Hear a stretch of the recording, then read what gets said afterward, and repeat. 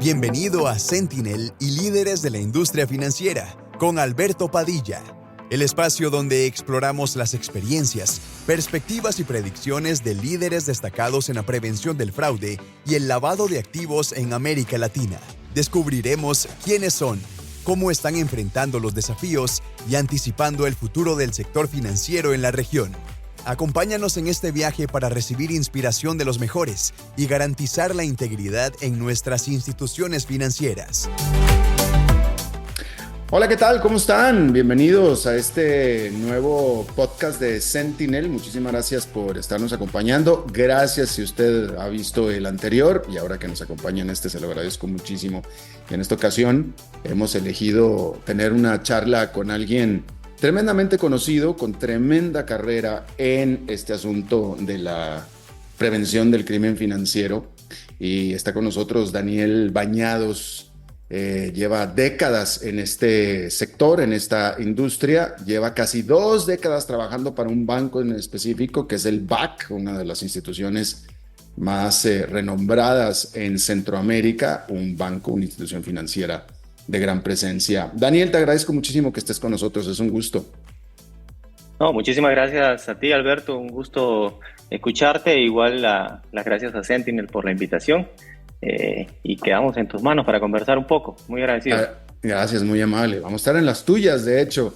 Daniel, cuéntanos una cosa, porque son 17 años en el puesto específico de cumplimiento en un solo banco, que es en el BAC. ¿Cómo se ha transformado tu labor de cumplimiento, tu obligación de cumplimiento de hace 17 años a hoy en este vertiginoso tiempo en el que la tecnología y el crimen y todo cambia tan rápidamente? Pues tal cual como lo dijiste, o sea, realmente esta es una posición que no lo deja a uno quieto. O sea, realmente no solo el tema de los cambios en la forma en que el crimen organizado ha venido operando, sino también en la tecnología. Hoy en día hablábamos la semana pasada en una reunión justamente de Sentinel sobre que un oficial de cumplimiento hoy sin tecnología está condenado, porque pues, las transacciones son cada vez más digitales y es imposible operar sin tecnología. Pero más allá de eso, sí, han sido 17 años que han ido cambiando, uno va moviéndose hacia donde el crimen organizado va tocando base y tratando de vulnerar las empresas. Creo que ha sido un aprendizaje muy, muy, muy bueno pasar desde los inicios de lo que era el crimen organizado tratando de actuar en los bancos hasta poder ir ingresando otro tipo de actividades ilícitas que en el pasado no existían. O sea, hoy ya hablamos de que no solo hablamos de temas de drogas y narcotráfico, sino que también las actividades ilícitas que están creciendo en la región, la trata de personas, el tráfico de armas, la extorsión y la corrupción. Entonces, todos estos temas han hecho que la función vaya creciendo, vaya tecnificándose y no sea estática. Y eso es hacia donde debemos estar pensando quienes estamos sentados en una posición como esta. No podemos quedarnos con sistemas de prevención o con conocimientos de hace 10 o 5 años, porque definitivamente esto cambia todos los días, es muy dinámico.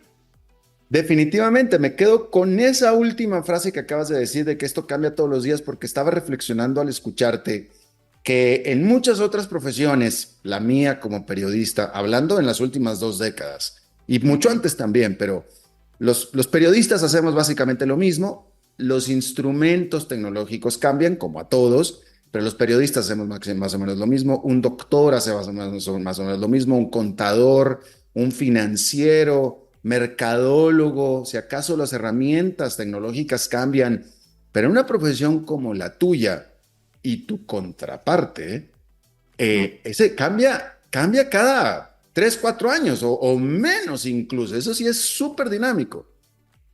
Sí, eso es, lamentablemente es así, es dinámico. Y digo lamentablemente porque uno quisiera que esto no estuviera sucediendo. Pero hace que desde el punto de vista del profesional que está en posiciones como la mía, protegiendo una institución, también se vuelva muy interesante desde el punto de vista que hay que estar siempre capacitándote, hay que estar siempre un paso adelante, tratando de entender o viendo qué es lo que hace el crimen organizado.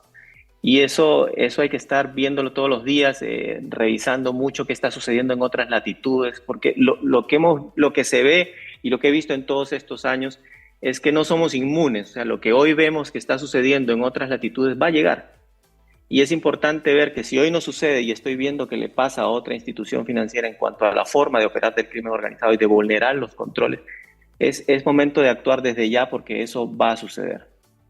¿Qué tipo de herramientas son las que utiliza alguien en tu puesto para poder conocer qué es lo que se está haciendo en otras latitudes, etcétera? Y te lo pregunto como periodista porque pues yo también tengo una labor de investigación y etcétera, y me da curiosidad saber si usamos los mismos instrumentos o tú tienes algo mucho más secreto y siniestro que lo que pueda acceder yo. Sí, no hay nada secreto ni siniestro. En realidad es información pública que siempre está disponible. Lo que pasa es que hay que sacar el rato y esa es parte de la profesión. Hay documentos muy interesantes a nivel internacional, llámese todo el tema de transparencia internacional, emite documentos muy interesantes, el Foro Económico Mundial, el Banco Mundial. Y hay agencias Sí, especializadas en este tipo de temas, ¿no? sí, exacto. Y cuando hablamos de esto, por ejemplo, hay documentos muy interesantes de trata de personas que emite Naciones Unidas. Hay un índice global de crimen organizado muy interesante el documento porque en él puedes justamente ver qué está sucediendo en otras latitudes y cuál es el crimen organizado o la tipología que está creciendo en la región. Y todos esos son insumos, yo lo decía, son como síntomas cuando uno hablando de uno mismo, uno va sintiendo los síntomas y va al doctor para tomar la medicina. Estos son los síntomas que uno puede leer en estos documentos internacionales, información pública, y puede ver cuáles aún no tiene y actuar preventivamente. Y eso es lo que hace muy dinámico el trabajo al interno, porque el día a día sí nos toca revisar las operaciones de los clientes, identificar operaciones sospechosas, reportarlas, pero ese es el día a día. Pero siempre hay que estar yendo un paso adelante. ¿Qué está haciendo el crimen organizado y qué es lo que yo necesito a lo interno para mitigar ese riesgo? Y dime una cosa, alguien en tu posición, tú y tus colegas, es su única obligación y su única misión es proteger a quien los emplea, proteger a la institución? ¿Eso es todo, nada más? No. Yo creo que esta función, o sea, la función primaria de nosotros en una posición como esta es proteger obviamente a la institución. Nos debemos mucho a la institución, a los accionistas, pero yo creo que esta posición va un poco más allá. Yo siempre he dicho que esto en el pasado pudiera ser visto hasta ser como una responsabilidad social. Yo creo que la función del oficial de cumplimiento no es una función que compite entre las instituciones. Yo siempre he sido partícipe de compartir la información con los gremios, de trabajar a nivel grupal, sea con las asociaciones de bancos o otros gremios, otros sectores, compartir información, porque en este tema no es un tema de solo una institución, es un tema de sociedad. Y cuando la sociedad se ve afectada, se vean afectadas los individuos y las empresas, y eso genera un problema grande en la economía. Entonces, este tema yo siempre he dicho, no es competencia, yo soy partícipe de compartir, de abrir las puertas, de mirar. Un jefe allá hace algunos 10 años me dijo, coincidió conmigo y me dice es que en este tema hay que salir y contarles lo que estamos haciendo, no solo a las autoridades, sino a los otros sujetos obligados, porque esto es de protegernos todos. Y efectivamente es un poco la filosofía que yo manejo y que trato siempre de compartir en las personas que estamos sentados aquí, porque no es competencia, esto es. Fíjate, qué interesante. Tú pudieras, no te pido que me lo platiques en este momento si no quieres, pero sí en tu experiencia de manera práctica tendrás casos específicos en los que se resolvió o se hizo mejor gracias a la colaboración de otras instituciones y otros colegas. Sí, o sea, eso sí ha sucedido. O sea, quizás no podemos, como bien dices, entrar Lo sabía. al detalle por un tema. Eso es parte también de la función, la confidencialidad en estos temas. Pero sí, o sea, hay mucha coordinación, no solo con otras instituciones, sino con la propia autoridad. Creo que a veces en estos temas uno, cuando ve situaciones, levanta el teléfono, toca base con otro compañero que comparte función en otra institución, con la propia autoridad. y trabajamos en conjunto justamente para mitigar el riesgo como sociedad, pero sí se hace eso. Fíjate, así como estoy hablando contigo, con toda la experiencia que tú tienes, en un banco basado en Centroamérica, tienes muchos otros colegas, homólogos en bancos en Estados Unidos, bancos en Canadá, bancos en la Gran Bretaña, en Suiza, etcétera. Y claramente tú tienes toda la experiencia que nos acabas de exponer. Pero ¿qué tal de las herramientas con las que cuentas tú para hacer tu trabajo con respecto a las que pudieran tener tu colega o homólogo en Suiza o en la Gran Bretaña?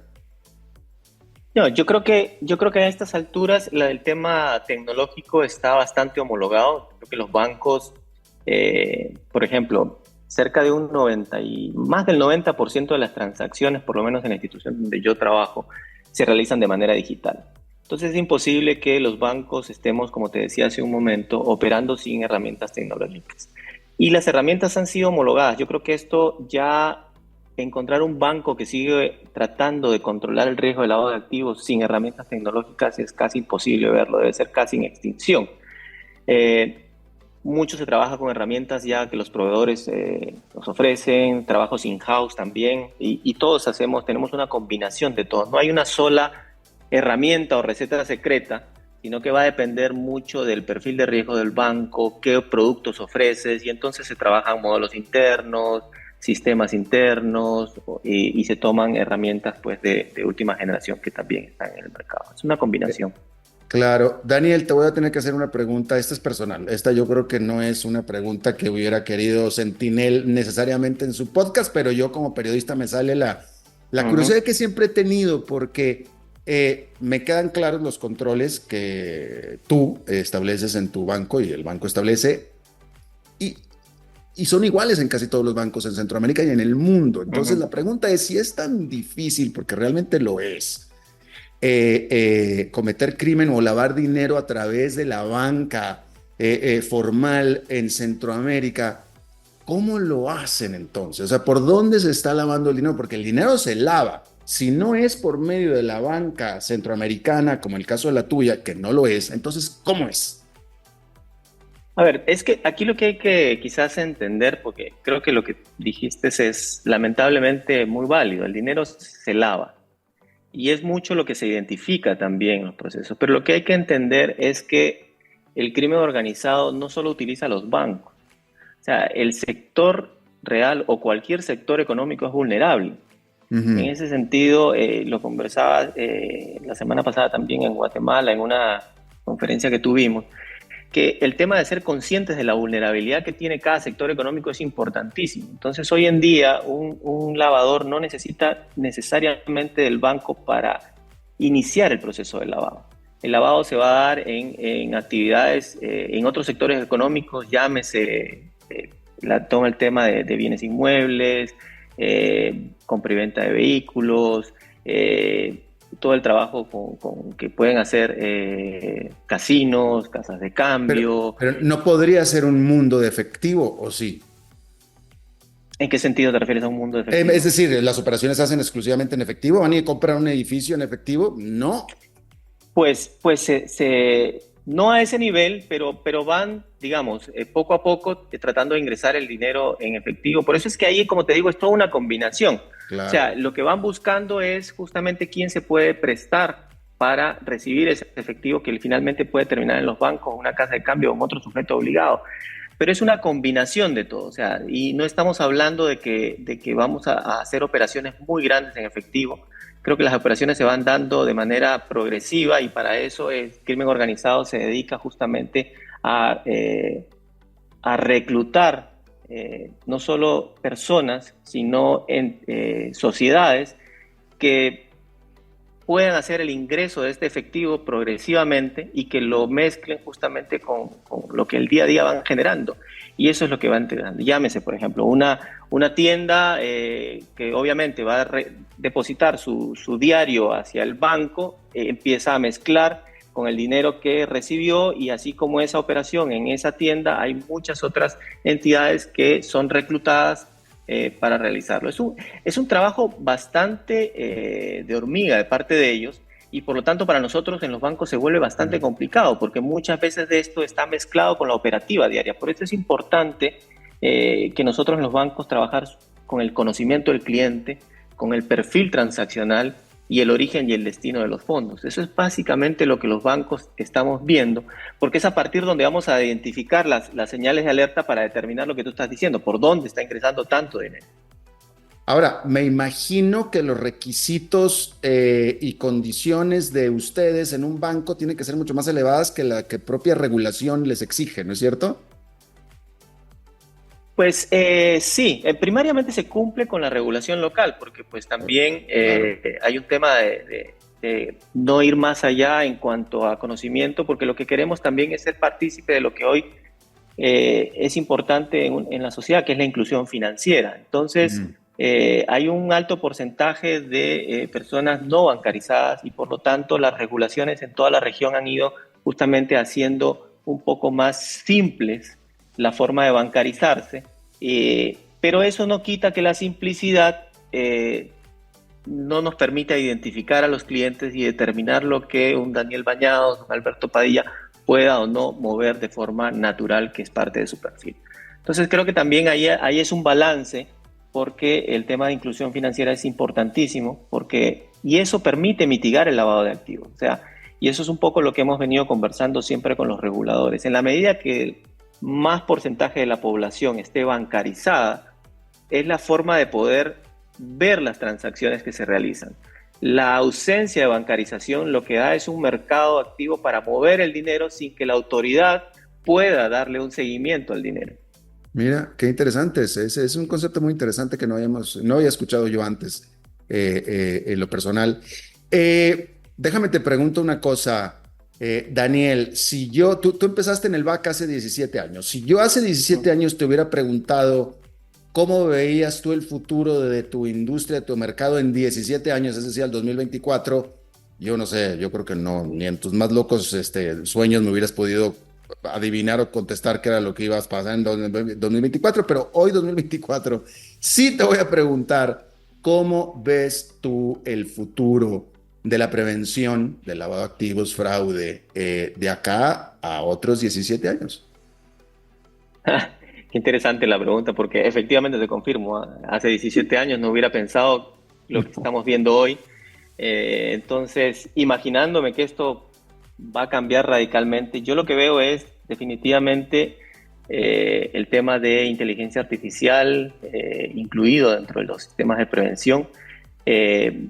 100% tecnificado, o sea, no hay forma de realizar esto manualmente, pero veo nuevos delitos, o sea, delitos que hoy pudieran estar muy incipientes, con un crecimiento exponencial y quizás otras nuevas formas que hay que ir viendo en el camino. Es que lo que veíamos justamente este índice que te decía global de crimen organizado, hace unos años atrás y pocos años atrás uno no podía vislumbrar que, por ejemplo, los delitos ambientales estuvieran superando en cuanto a las ganancias al crimen organizado o igualando lo que pudieran estar haciendo con tráfico de drogas.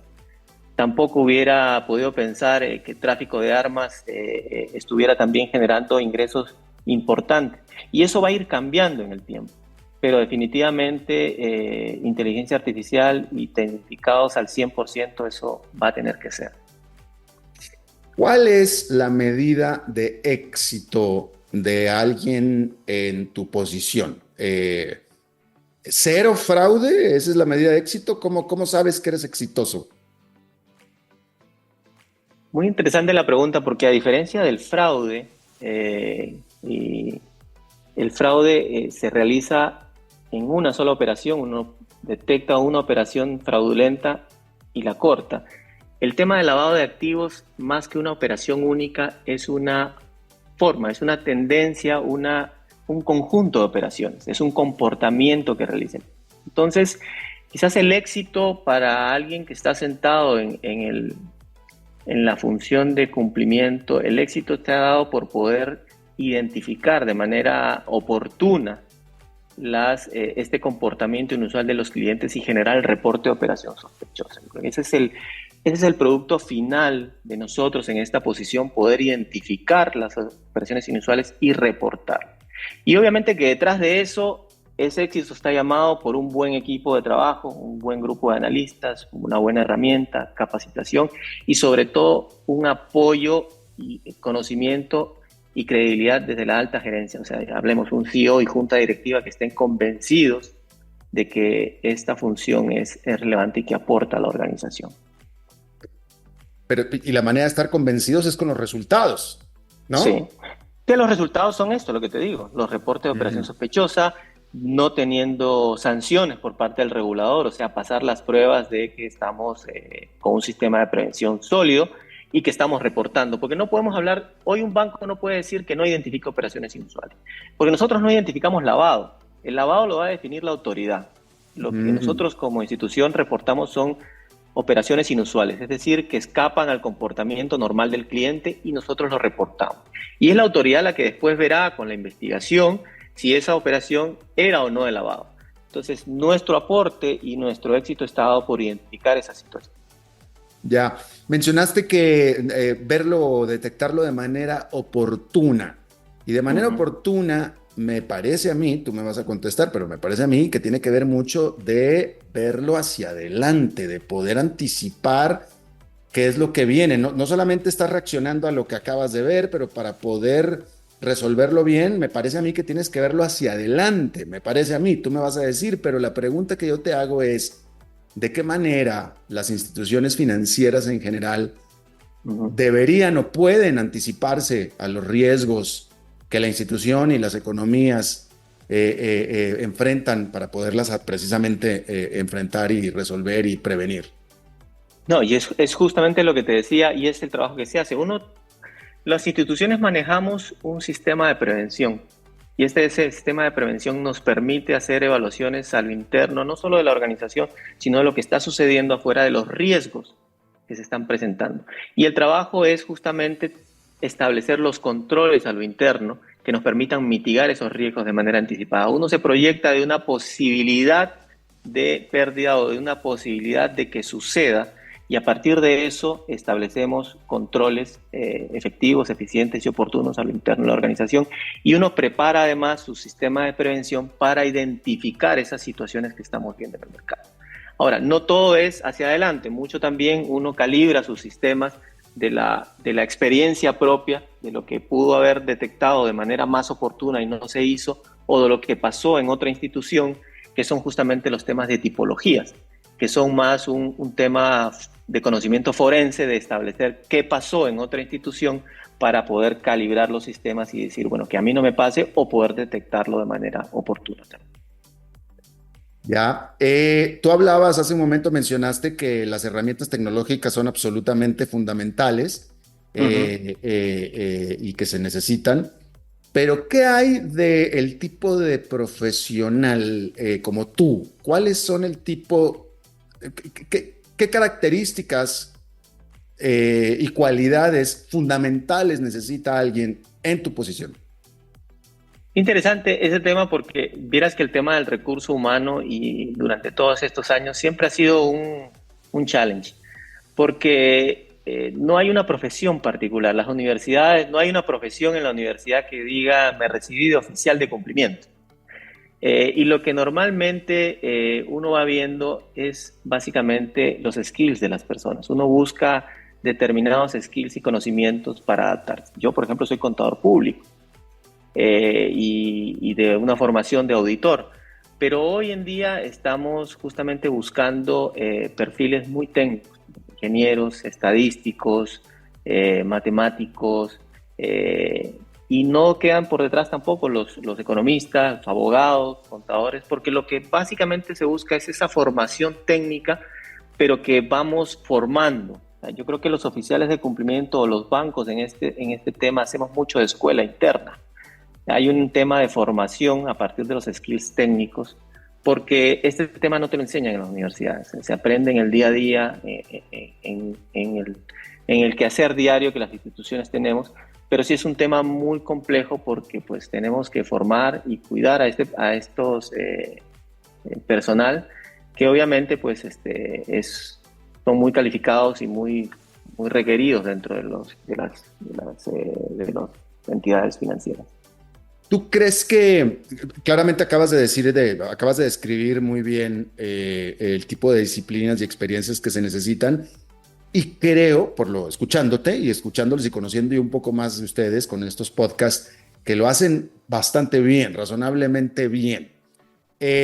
Yo mismo no estudié periodismo y aquí estoy haciendo periodismo, llevo 30 años en esto, ¿no? Pero te pregunto, ¿tú crees que las universidades deberían de tener una carrera profesional en este sentido? Y si la tuvieran más éxito que el éxito que ustedes están teniendo sin esa carrera? Pues qué interesante la pregunta. Yo creería que pudieran, sí, las universidades orientar, no específicamente a la carrera, porque hay, digamos, hay carreras asociadas a investigación forense, pero sí debería haber algún tipo de formación o por lo menos en ciertas carreras algunos cursos asociados con esto. Definitivamente eso sería una base muy importante para quien llegue ya a una institución financiera, porque hoy en día los sujetos obligados o quienes, lo que hablábamos hace un rato, los que van a ser vulnerados por el crimen organizado no son solo los bancos. Entonces, todas las profesiones, no importa en el sector que estén, creo que debería haber un conocimiento básico desde las universidades y quizás a un punto intermedio en ciertas carreras que por naturaleza van a terminar probablemente en esta posición. El resto es ya una combinación de experiencia, porque es el tema de los casos y las situaciones que suceden en el día a día.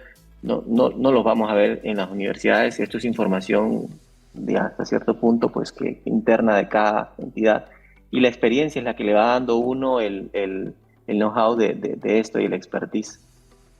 Claro. Los años recorridos. Los kilómetros, definitivamente. Daniel, no te voy a preguntar yo a ti. Supongo yo que tú te vas a jubilar y a retirar en el momento que te toque, de acuerdo a las políticas de la empresa y a la edad, y etcétera, etcétera. Pero déjame te hago esta pregunta bastante amplia, ¿no? A nivel profesional, en esto que te dedicas tú, ¿qué crees qué tipo de objetivo es el que tú pudieras alcanzar, que tú digas, ya, ahora sí ya me puedo retirar? Ya lo hice, ya lo logré, ya lo vi, lo resolví, yo creo que ya me voy. Yo creo que independientemente de la entidad en la que uno esté, y si le preguntas a Daniel Bañados, yo creo que esta función, sea dentro o fuera de una entidad, no creo que termine muy pronto. No creo que vaya a jubilarme muy pronto. Yo creo que hay una experiencia detrás que uno puede seguir aportando, y creo que lo importante aquí es lo que te decía, o sea sentado hoy en día en la silla donde estoy, o sea más adelante fuera. Este es un tema que hay que apoyar, compartir y seguir aportando. O sea, porque el tema es complejo. Hay mucho más recursos, tiempo de parte del crimen organizado, por lo tanto, mientras más estemos nosotros y más seamos los que estamos trabajando para fortalecer los sistemas de prevención, y no solo de mi entidad, sino compartiendo la información y el conocimiento con otras, creo que es un tema por donde puede ir el éxito. Particularmente a mí me apasiona esto. Es un tema que yo en la mañana me levanto y esto es un tema que me gusta, me apasiona. El propio equipo lo conoce, compartimos, tengo un equipo muy apasionado y creo que esa pasión es la que mueve la aguja de seguir aportando pues todos los años que uno pueda seguir haciéndolo, ¿no? Yo creo que todavía tengo muchos años y no quisiera pensar en la jubilación, pero inclusive jubilado yo creo que puedo seguir haciendo aportes.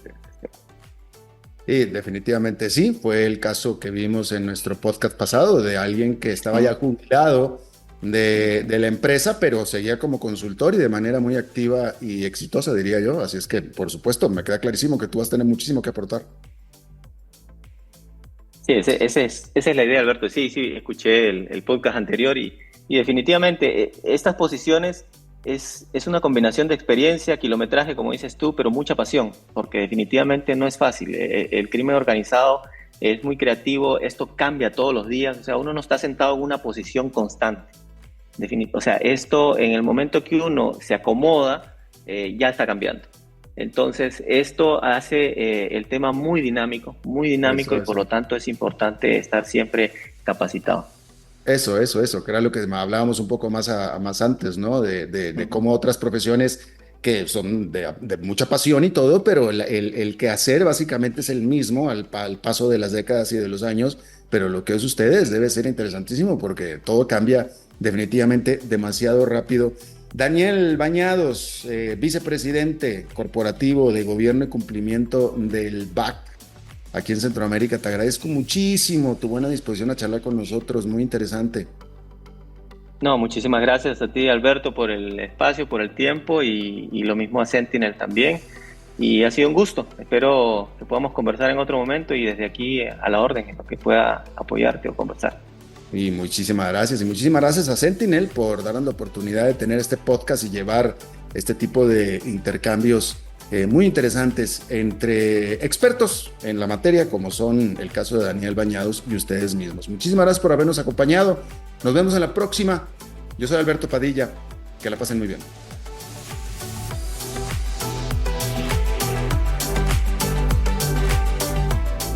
Y así llegamos al final de este fascinante episodio de Sentinel y líderes de la industria financiera. Esperamos que hayas disfrutado tanto como nosotros de las conversaciones con nuestros selectos invitados y Alberto Padilla sobre la prevención del crimen financiero. Recuerda suscribirte a nuestro canal. Nos vemos en el próximo episodio para más diálogos con personajes y gestores de cambio, líderes en sus respectivos campos, que nos motiven y apoyen a garantizar la integridad en nuestras instituciones financieras. Hasta pronto.